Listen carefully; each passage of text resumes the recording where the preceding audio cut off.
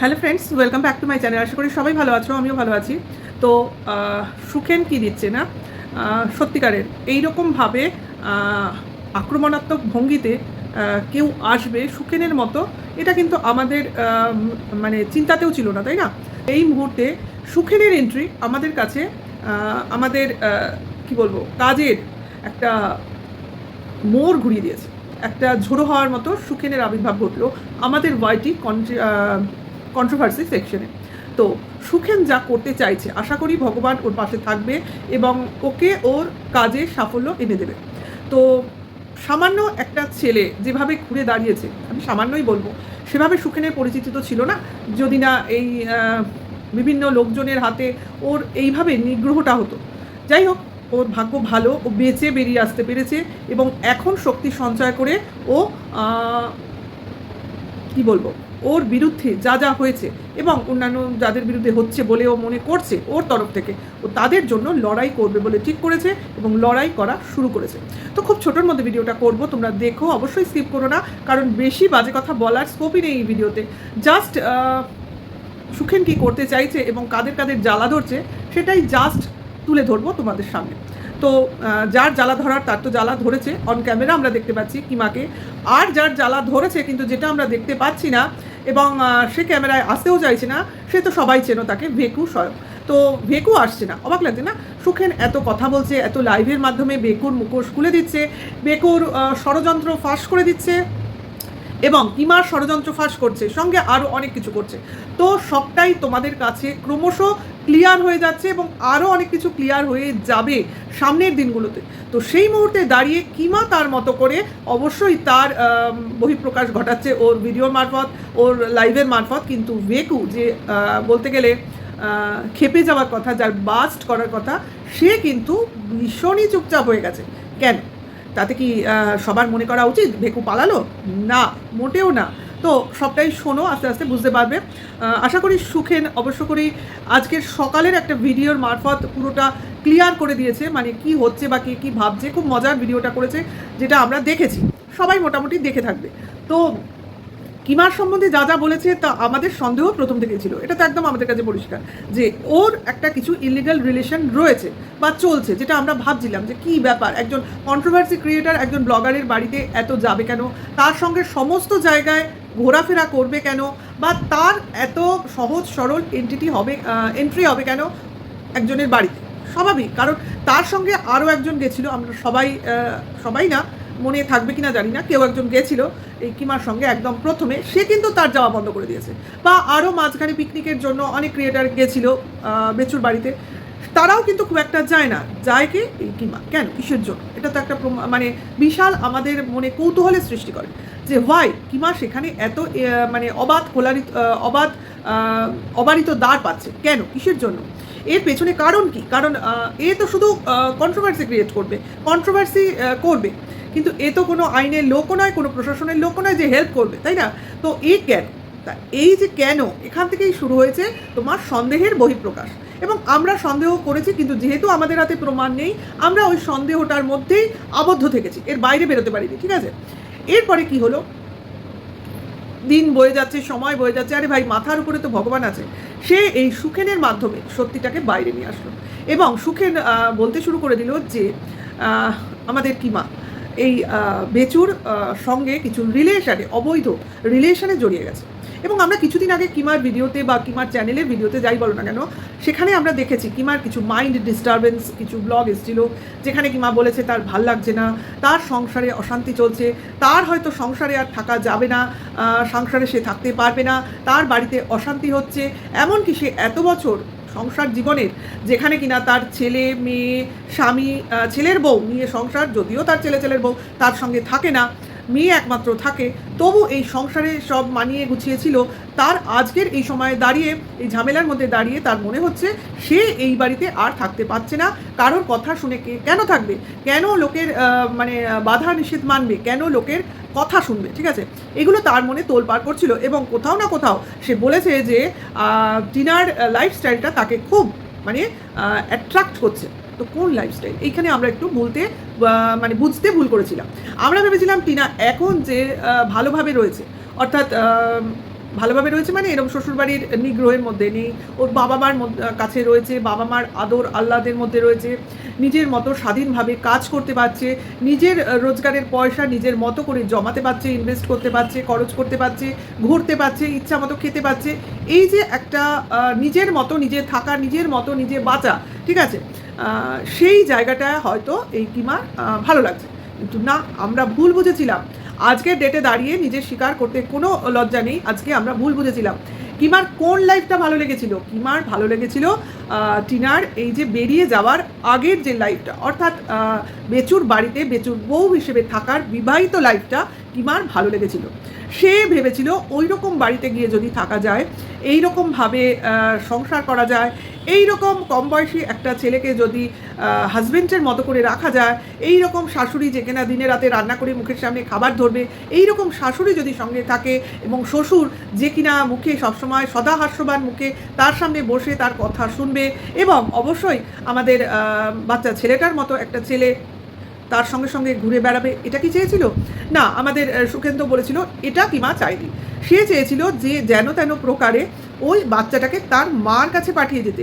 অর্থাৎ কীভাবে পাঠাবে? কারণ বাবা তো এবং ওই ফ্যামিলির কোনো মেম্বারই তো ওই বাচ্চাটাকে ছাড়তে চায় না, তাহলে কীভাবে পাঠাবে? এমন একটা সিচুয়েশন ক্রিয়েট করবে যাতে কিনা এই বেচুকে ও পুরোপুরি হাতের মুঠোয় আনতে পারে। তা কীভাবে? তাহলে এসো পুরো ব্যাপারটা তোমাদের কাছে আমি ক্লিয়ার করি।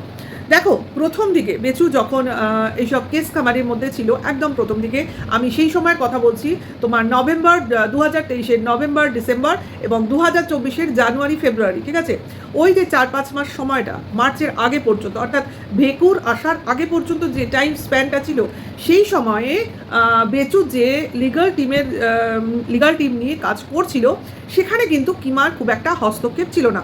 অর্থাৎ সেখানে কিমা কোনো কিছুই জানতো না, যা কিন্তু জানতো বুঝতো ওই বেচুর কাছ থেকে শুনে বুঝে জানতো। মানে কিমার করণীয় কিছু ছিল না, অর্থাৎ কিমার কথায় বেচু কিছু করতো না। বেচু যা কিছু করতো নিজের লিগাল টিমের আন্ডারে থেকে করতো। এবং এখানে সেই আলুর দম ছিল যে কিনা ওই আলুর দম ব্যাপারটা এর মধ্যিখানে সামলাচ্ছিল, এবং সেও তার আখের গোছাচ্ছিল, ঠিক আছে। দেখো ভাই, সবাই সবার আখের গোছাচ্ছিল এক এক সময় এক একভাবে। তো এখন আলুর দম আউট হয়ে গেল। তো এই যে আলুর দম আউট হলো এবং এই ভেকু ঢুকলো কিভাবে ঢুকলো? এই যে তোমার বেচু লিগাল টিমের আওতায় থেকে কাজটা করছিল, সেই সময় দেখেছো যে একটা মিউচুয়াল ডিভোর্সের ওদের মধ্যে কথা হয়েছিল এবং তার কতগুলি শর্ত আরোপ হয়েছিল, এবং সেই শর্তর কোনোটাই টিনা মেনে নেয়নি, তার জন্য সেখানে মিউচুয়াল ডিভোর্সটা হয়নি। এবং সেই ডিভোর্সের একটা শর্ত হিসেবে কিমার ওপরে লাগানো সমস্ত কেসও তুলে নেওয়ার কথা বলা হয়েছিল। ভাবো, একজন ব্লগার যে কিনা নিজের ডিভোর্স পাবে বা ডিভোর্স দেবে, সেখানে সে শর্ত হিসেবে ঢুকাচ্ছে কোনো একজন কন্ট্রোভার্সি ক্রিয়েটারের নামে যে কেস করা হয়েছে সেটাকে তুলে নিতে হবে। তাহলে কত দূর রিলেশন থাকলে একজন ব্লগার এই ধরনের শর্ত তার জীবনের একটা এত বড় স্টেপ মিউচুয়াল ডিভোর্স সেখানে রাখতে পারে? এখানে কিন্তু সন্দেহর আবার শুরু হলো, ঠিক আছে। এইবার দেখলো কিমা যে কোনোভাবেই বেচু কিন্তু স্বাধীন হলো না, অর্থাৎ ডিভোর্স পেলো না। তো এইবার কি হবে? ডিভোর্স না পেলে তো না দিলে, ওই সময় যদি টিনা ডিভোর্সটা দিয়ে দিত, শর্ত হিসেবে যে ছেলের শর্তটা রেখেছিল সেটা আবার কিমার মনে হয় না পছন্দ ছিল। কিন্তু যাই হোক, ও ভেবেছিল হয়তো পরবর্তীকালে ছেলের জন্য টিনা ঠিকই লড়াই করে ছেলেকে নিয়ে নেবে, আর কোনোভাবে কিছু একটা করবে, ছেলেকে যা হোক বা হাতের পুতুল করে একটা সময় নিতেই পারবে। যাই হোক, তার চেষ্টা তো ও সবসময় করেছে, তোমরা দেখেছো বিভিন্ন ভিডিওতে, শর্ট ভিডিওতে অনেক ক্যাপচার করেছে ছেলেকে নিয়ে বিভিন্ন ভিডিও, যার মধ্যেখানে ও বাচ্চাটার সঙ্গে পুরো ফ্যামিলিয়ার হওয়ার চেষ্টা করছিল, বাচ্চাটার ব্রেন ওয়াশ করার চেষ্টা করছিল, কিন্তু কোনোভাবেই কিছু করতে পারেনি। হয়তো এদের বাড়িরই কারোর অমত ছিল, হতেই পারে। তো এই সময় থেকেই কিন্তু কিমার চিন্তাভাবনা চেঞ্জ হয়ে গেল। ও কিন্তু ভাবতে শুরু করে দিল বা কোনোভাবে সন্ধান পেল এই ভেকুর। এবং গতকাল সুকেনের যে লাইভটা হয়েছিল সেখান থেকে তোমরা পরিষ্কার জেনে গেছো যে এই রিমি, প্রীতম, ঈশানীর জীবনে কিভাবে এই ভেকুর উদ্ভব হলো, উদ্ভব হলো, এবং কিভাবে এই আমাদের বাবলি ম্যাডামকে প্রথমে ফাঁসানো হলো এবং তারপর কিভাবে টেক ডাউন করলো এই ভেকুর পুরো কেসটা। মানে টোটালটাই যে একটা পরিকল্পনা মাফিক ষড়যন্ত্র ছিল, সেটা সুখেন তার লাইভে গতকাল আমাদের বলে দিয়েছে, ঠিক আছে। এইবার এই পুরো প্ল্যানটা কিন্তু কিমার দ্বারা ছিল, এবং কিমা ভেকুকে আনলো এবং ভেকুর সঙ্গে কিমা বসেই পুরো প্ল্যানটা সেট আপ করেছিল। এবং এর মধ্যে কিমার একটাই চিন্তাধারা ছিল যে যেন তেন প্রকারে তোমার কি বলে এর নাম কি, বেচু। বেচুর সমস্ত কেসটা যারা কিনা বেচুর লিগাল টিমের আন্ডারে রয়েছে তাদের কাছ থেকে সব কেসগুলো তুলে এই ভেকুর যেসব উকিল আছে তার আন্ডারে নিয়ে আসতে হবে। এটা কিন্তু কিমার প্রথম প্রচেষ্টা ছিল, যাতে কিনা পুরোটা করায়ত্ত করতে পারে ও বেচুকে, এবং সেটা ও করে দেখিয়েছে। এবং দেখো তারপর থেকে প্রতিটা স্টেপ ছেলের জন্য করছি করে করে যা যা স্টেপ এই ভেকু রেখেছে সমস্তই কিন্তু বেচুর এগেনস্টে গেছে আজকের ডেটে দাঁড়িয়ে। এবং আজকের ডেটে দাঁড়িয়ে বেচু কিন্তু পুরো গাড্ডায় পড়ে গেছে। এবং মোটামুটি একটা জিনিস আমাদের কাছে ক্লিয়ার, যে ছেলে ভবিষ্যতে তার মার কাছেই যাবে এবং মা বর্তমানে দেখার পারমিশনটাও পেয়ে গেছে। তাহলে বুঝতে পারছো যে কিভাবে কিমা এবং ভেকু মিলে এই বেচুকে করায়ত্ত করতে চেয়েছিল এবং করে ফেলেছে। এখন কিন্তু আর এই বেচুর বাঁচার কোনো রাস্তা নেই। বেচু যদি এবার এদের হাত থেকে বেরোতে চায় তো এরাই বেচুর গলা টিপে ধরবে, অর্থাৎ বেচু এই হোয়াইটের ব্লগিং লাইফ টোটালি শেষ হয়ে যাবে। কারণ যা যা ওদের কাছে মানে কি বলবো হাতে রয়েছে, মানে ওরা জড়ো করে রেখেছে বেচুর এগেনস্টে সমস্ত প্রমাণ, তথ্য, কথাবার্তা, রেকর্ডিং, আমার মনে হয় নিশ্চয়ই এগুলো ওদের হাতে রয়েছে, যা দ্বারা এই বেচুকে এরা ব্ল্যাকমেলিং করতে পারে এবং নিজের মতো চালনা করতে পারে। ঠিক আছে, মোটামুটি এই প্ল্যানটাই ছিল। এবং বর্তমানে এখন দাঁড়িয়ে মনেই হচ্ছে যে বাচ্চাটা ক্রমশ তার মার কাছে এগিয়েই যাচ্ছে এবং মার দিকেই চলেছে, এবং বেচু ক্রমশ এই কিমার আন্ডারেই চলে যাবে। এবং হয়তো ভবিষ্যতে আমরা দেখব কিমা বেচুদের বাড়িতেই আছে, হতেই পারে, কারণ সুখেন যেটা বলছে সেটা কিন্তু পুরোটাও ভুল জিনিস নয়। কারণ দেখো ভাই, ও অনেক দিন তোমরা এদের মুখেও শুনেছো ওই ভেকুর বাড়িতে ছিল, কাজেই ওখানে থেকে এদের সঙ্গে কাজ করে ও অনেক কিছু বেশি খবরাখবর পেয়ে গেছে, যা কিনা আমাদের অন্যান্য যারা ভেতরের খবর জানিয়েছে তাদের থেকেও অনেক বেশি, কারণ এ অনেক বেশি ইনভলভ ছিল। কাজেই বলে না যে ভেতরে না ঢুকলে তুমি ভেতরে কি হচ্ছে বুঝতে পারবে না, তো এক্স্যাক্টলি তাই ব্যাপার, যে ভেতরে ছিল সেই একমাত্র বাইরে এসে বলতে পারবে এক্স্যাক্টলি ভেতরে কি হচ্ছিল। তা সেটাই আজকে হয়েছে। তো সুখেন তো ডে বাই ডে তার সবার পোল খুলছে, এবং আমাদের ভেকু তো এখন শুধু সময় নিচ্ছে, যেটা কিনা সুখেন বলেছে, ওয়েট করছে যে কোন দিকে জিনিসটা যায়, কে কি বলে, আর কি কোন জায়গায় সূক্ষ্মতম একটু ভুল করে, তাহলেই ওর স্ক্রিপ্ট লিখতে সুবিধা হবে এবং ওর স্টেপটা নিতে সুবিধা হবে। অ্যাকচুয়ালি সুযোগ বা সময় নিচ্ছে বলতে পারো, যে এই কথাগুলোর পরিপ্রেক্ষিতে কিভাবে বলা যায়।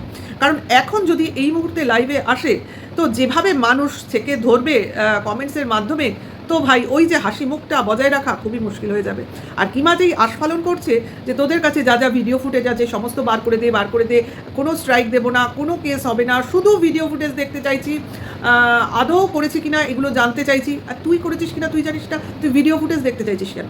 কারণ তুই জানিস ভিডিও ফুটেজ দিলেই তোরা খপাত করে ধরবি। আর ও অত বোকাও নয় যে তোদের হাতে ভিডিও ফুটেজ বা পাবলিকলি ভিডিও ফুটেজও দিয়ে দেবে, যেখানে দেওয়ার ও সেখানেই দেবে। কাজে তোদের যে এই যে ফাঁদ পাতার চেষ্টা করা, যে কাউকে এইভাবে বলে ফাঁদে ফেলবো, মানে ওই কাক মানে কি বলবো, খাবার ছড়িয়ে দেবো, সামনে ফাঁদ পাতবো বন্য জন্তু বা পাখি শিকার এসব ধরার জন্য, তো এইগুলো আর চলবে না। কারণ সামনে যে আছে সে পুরোপুরি বন্যও নয়, অশিক্ষিতও নয়, সে টোটালি সভ্য এবং শিক্ষিত বুদ্ধিমান একটি ছেলে, যে কিনা তোদের টোটাল প্ল্যান প্লটিং জানে, এবং এতদিন যেহেতু তোদের সঙ্গে ওঠা বসা করেছে, ও তোরা কী করতে পারিস, কতদূর যেতে পারিস, ও টোটালি ওর নখদর্পণে। কাজে ওইভাবে হবে না, ওইভাবেও বলবেও না। ও যেটা বলার, যেটা আমাদের জানার, সেটুকুই ও সামনে নিয়ে আসবে, যতটুকু প্রমাণ সমেত আনা যায় ততটুকুই আনবে। কাজে তোরা ভাবতে থাক, তুই তো বলতে থাক, তোকে যেরকম বলছে তুই বলতে আসছিস, আর আরেকজন শুধু ভাবতে থাকছে যে এরপরে কি বলবো, ভিউয়ার্সদের কী করে সামলাবো, কী করে তাদের সামনে মুখ নিয়ে আসবো, এইসব ভাবনা চিন্তা করছে। তার জন্যই তো বিভিন্ন কমিউনিটি পোস্ট খেলতে হচ্ছে, আমি ওখানে আছি, আমি অমুক জায়গায় ব্যস্ত আছি, উৎসবে ফিরতে হবে, এখন উৎসব মুখর সময়, এখানে পুজো সেখানে পুজো, ওখানে সেল এখানে সেল, এই সময়টা যাক, তারপরে দেখা যাবে। ছোট ছোট কেস নিয়ে এখনই ভাবছি না বলে বল যে ভেবে ভেবে কুল পাচ্ছি না।